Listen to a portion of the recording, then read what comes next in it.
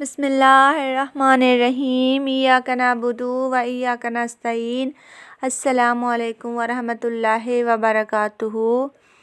شیر خدا مولا علی رضی اللہ تعالیٰ عنہ ایک دفعہ لوگوں کو درس دے رہے تھے، محمد صلی اللہ علیہ وآلہ وسلم کا فرمان بتا رہے تھے، زندگی گزارنے کے طور طریقے بتا رہے تھے کہ انہوں نے فرمایا کہ میں نے غریبوں کو امیر بنتے دیکھا ہے، میں نے فقیروں کو بادشاہ بنتے دیکھا ہے۔ تو انہوں نے فرمایا کہ میں نے ان سے پوچھا کہ آپ نے ایسا کیا عمل کیا کہ جو آپ غریبوں سے امیر ہو گئے، فقیروں سے بادشاہ بن گئے، صرف دنیا میں ہی نہیں، آپ دنیا میں بھی امیر ہو گئے، آپ آخرت میں بھی امیر رہو گے۔ ایسا کون سا عمل کیا ہے جو دنیا بھی آپ نے پا لی اور آخرت بھی حاصل کر لی؟ تو انہوں نے فرمایا کہ مجھے جواب ملا کہ ہم نے 5 کام ایسے کیے ہیں جن کی فضیلت سے، جن کی برکت سے ہم نے دنیا بھی حاصل کر لی اور آخرت بھی کر لی۔ ہم دنیا میں بھی امیر ہو گئے، ہم آخرت میں بھی امیر جائیں گے اور امیر رہیں گے۔ انہوں نے فرمایا کہ پہلا کام جو وہ کیا کرتے تھے، چڑیوں کو دانہ ڈالا کرتے تھے، پرندوں کو کھانا دیا کرتے تھے، پرندوں کو پانی پلایا کرتے تھے۔ اللہ تعالیٰ کو ایک مخلوق کا دوسری مخلوق کے لیے احساس کرنا، ان کو کھانا کھلانا، یہ عمل بہت ہی پسند ہے۔ انہوں نے فرمایا کہ ہم پرندوں کو دانہ ڈالا کرتے تھے، اور جو شخص صبح کے ٹائم پرندوں کو کھانا دیتا ہے، دانہ ڈالتا ہے، ان کے کھانے کا بندوبست کرتا ہے، وہ کبھی غریب نہیں رہتا، اس گھر میں کبھی غربت نہیں آتی۔ دوسرا کام غریبوں کی مدد کرنا، غریبوں کی مدد کرنے والا انسان کبھی غریب نہیں رہتا۔ غریبوں کی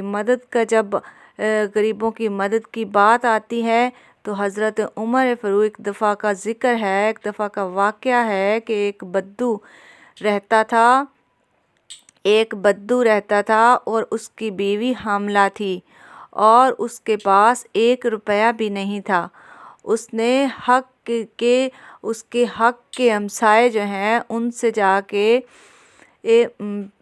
کچھ رقم مانگی کہ کچھ ٹائم کے لیے مجھے دے دو، پھر میں آپ کو واپس کر دوں گا، قرض مانگا۔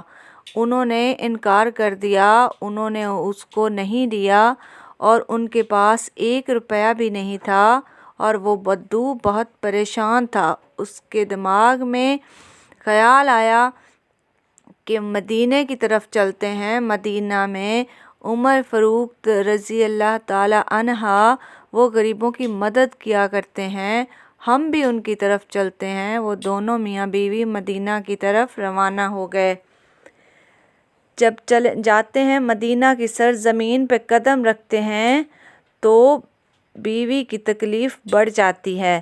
تو وہ کیا کرتے ہیں، جب بیوی کی تکلیف بڑھ جاتی ہے تو وہ وہیں پہ خیمہ لگا لیتے ہیں، خیمہ لگانے کے بعد آگ جلا لیتے ہیں اور وہاں پہ بہت پریشان ہوتے ہیں۔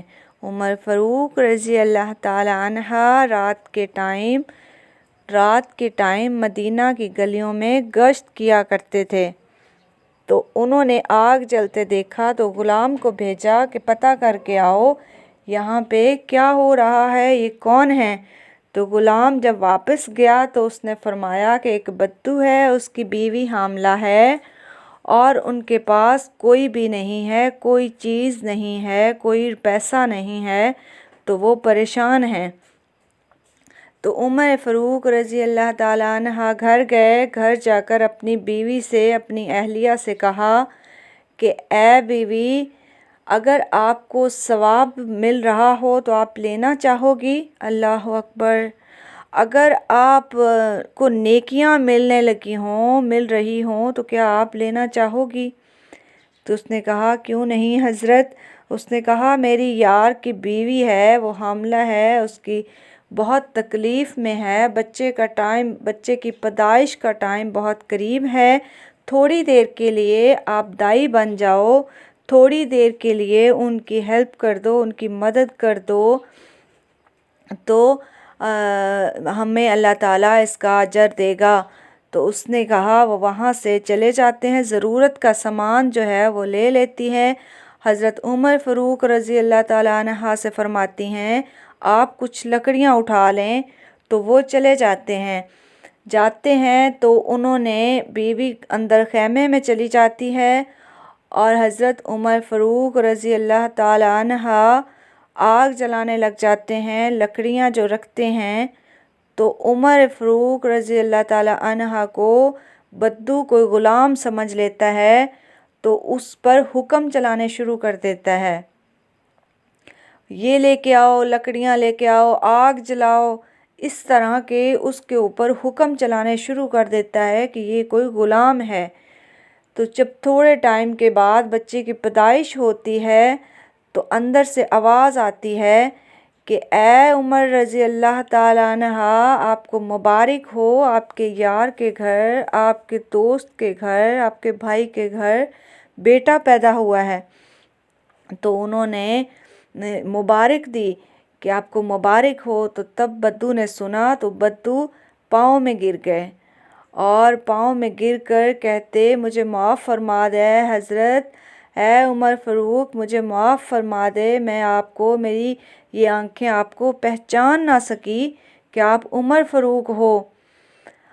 तो उमर फ़ारूक रज़ी अल्लाह ताला अन्हा ने उठाया, बद्दू को सीने से लगाया। उसने कहा कि ये मदीने की सरज़मीन है, यहाँ पे गरीबों को इज़्ज़त दी जाती है, यहाँ पे गरीबों का इस्तकबाल होता है, गरीबों का ख्याल रखा जाता है। तो वो इस तरह से मदद किया करते थे। गरीब की मदद करने वाला कभी गरीब नहीं रहता। पहला काम परिंदों को दाना डालना, दाना डालना, उनको खाना खिलाना। दूसरा काम गरीबों की मदद करना। तीसरा काम अपनी औलाद को, अपने घर में जितने भी आपके अफराद हैं, अपने घर वालों को हलाल का लुक़मा खिलाना, हलाल का रिज़्क़ खिलाना। चौथा काम वक्त पे नमाज अदा करना। पांचवा काम वालिदैन की खिदमत करना। पहला काम परिंदों को खाना डालना, दूसरा काम गरीब की मदद करना, गरीब की मदद करने वाला कभी गरीब नहीं रहता। तीसरा काम हलाल का रिज़्क़ खिलाना। चौथा काम नमाज वक्त पे पढ़ना। पांचवा काम वालिदैन की खिदमत करना।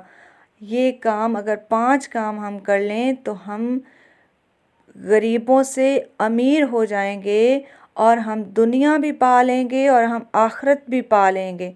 अल्लाह ताला हमको, हम सबको ये अमल करने की तौफीक अता फ़रमाए और हमारी नेकियों में इजाफ़ा फ़रमाए और हमें हज़रत मोहम्मद सल्लल्लाहु अलैहि वसल्लम उनकी बातों पर अमल करने की तौफीक अता फ़रमाए। आमीन या रब्बुल आलमीन।